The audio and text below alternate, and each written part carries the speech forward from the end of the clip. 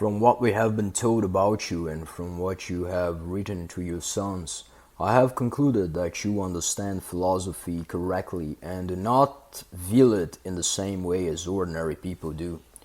I am eager to rejoice with you about your sons and to pray that in the future they do not fall away into some other pursuit but keep to their present purpose and pursue philosophy to its goal, in which case they might turn out well and be able to repay the benefits they have received from you. Indeed, generally speaking, there are two qualities which are responsible for people living in an orderly and systematic fashion: experience and self mastery. How can we do what we must, either for ourselves or for others, if we are limited by ignorance and a lack of self control? I am convinced that we must actively seek deliverance from these evils, inasmuch as we were created to live in an orderly and decent manner. That is why nature has given us reason as an overseer and guide. Indeed, we can't be freed from ignorance and lack of self-control without entrusting ourselves to reason's care. This remedy presents itself and continually transforms our motivations from being contrary to nature to being in accordance with nature. It endeavors to strike out the wicked judgments that are embedded in our soul as a result of misperception and to free us of them. It tries to introduce healthy judgments that are in accordance with nature or to repair unsound judgments. When judgments achieve strength and stability, they properly direct all aspects of our life so that we unfailingly perceive the things that concern us and make our actions conform to what is proper. Since treatment of the soul not only promises these results but provides them, who could more rightly be called on to aid your children than yourself? Don't you, their father, prefer for them to be happy? Aren't you prepared to endure anything in order to see them counted among good men? Isn't this why you had them and raised them? Didn't you continually pray on their behalf to the gods for just these things? Since you seek to live a virtuous and decent life, wouldn't you want your children to exercise restraint in eating and drinking, to control their sexual urges, and to have children only when it is appropriate? Wouldn't you want them to be satisfied with a little sleep for rest and to be dressed in simple and honest clothing, clean and covering appropriately what nature demands be covered? Wouldn't you want them to comport themselves with modesty and discretion so that no one would dare to do or say anything indecent around them? Wouldn't you want them to be prepared to devote their whole body and every part of it for what it has been created whenever they want and need to? Wouldn't you want your sons to weigh their duties towards gods and humans and to behave toward gods with reverence and holiness and towards humans with justice and holiness? Wouldn't you want them to honor country over their parents, since this is what wise parents would want, and to honor their parents over other family members and relatives? But wouldn't you also want them to award the highest honor to Zeus, the father of their parents? Wouldn't you want it to seem disrespectful for you to ask or blame them for something? And wouldn't you want to feel it necessary to thankfully and mindfully repay their services, since this would allow old kindnesses to be repaid with new ones?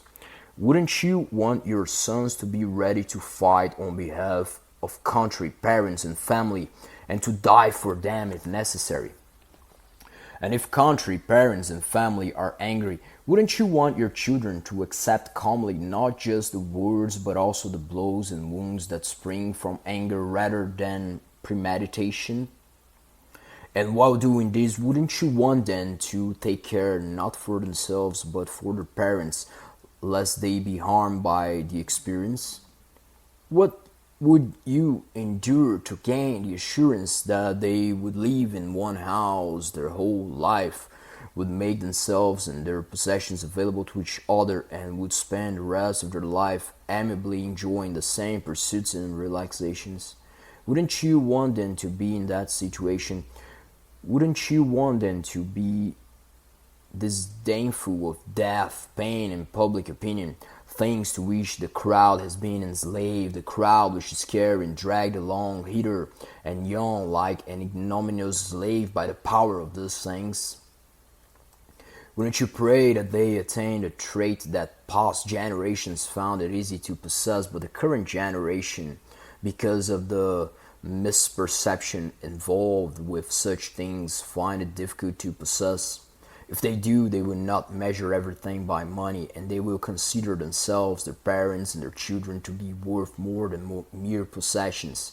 Wouldn't you pray that they seek to acquire only what is necessary for themselves and their household, and to disdain luxuries? People who pursue luxuries are driven, both in private and in public, to commit countless wicked and deadly acts. You must pray for these things. And shouldn't you also pray for your sons to be able to rule and to judge in accordance with the law and the dictates of justice, and for them to do so in concert with each other? Shouldn't you pray for them to be circumspect in their speech, and to live in accordance with a philosophy founded on reason and proper values? This philosophy will prepare them to act when action is called for, and it will guide them when they fight for sacred things, for country, parents, friends, truth, laws, on behalf, that is, of those who are wronged. I do not think that you or any other wise person advocates a political philosophy that aims not at these things but at their opposites. If these things are indeed to be prayed for and sought, then since philosophy alone can bring them about, doesn't it follow that we should pursue philosophy? The person who strives to reason and act correctly is doing philosophy. The person who reasons with care thereby takes care of his country, father, brothers, and friends, in a word, everybody. Nature has made us spectators of the world and the things in it by endowing us, but not animals, with reason. She expects us to emulate the gods, who are our ultimate leaders, benefactors, and parents. She expects us to repay them with ready obedience, and to accept them as caring and kindly leaders of human beings in affairs both public and private. Philosophy tells us that when we mingle the human and the divine in law and justice, we are destined by nature to gain perfection and be regulated and blessed by the same law and justice as the divine. Because our behavior will be formed by corrected doctrine, we will live happily. We will also bring our life to a happy end, like the people who gracefully play a role in a well-written drama. So be confident, Pankratides. Don't just allow your sons to study philosophy. Encourage them to do so. Also, study it yourself and urge them on with frank discussions. Do this and you will be able to say, even to blood relatives, that you raised your children with the interests not only of the family but the country in mind, inasmuch as you provided it with the most desirable sort of citizen.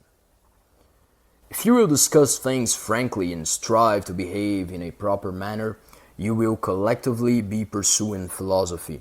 You will find yourself in a contest supervised by the gods.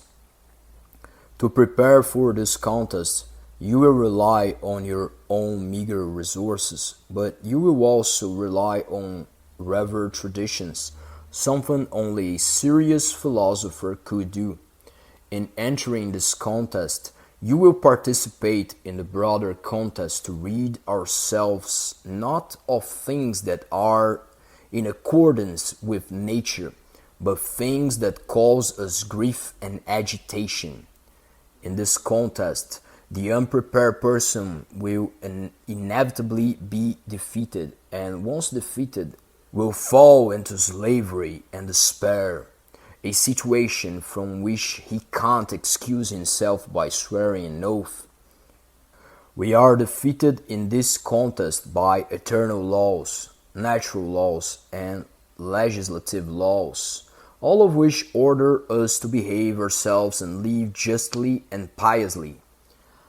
I think that you, as a father, will accept this advice from a father, and that you yourself will thereby become a better person and will join with your sons in pursuing the best. I greet you in part because of your good will towards us. Know that you are loved by me as long as you all pursue philosophy. You will be surrounded by such friends and by others as well. This is a letter to Pankratides from the book Musonius Rufus,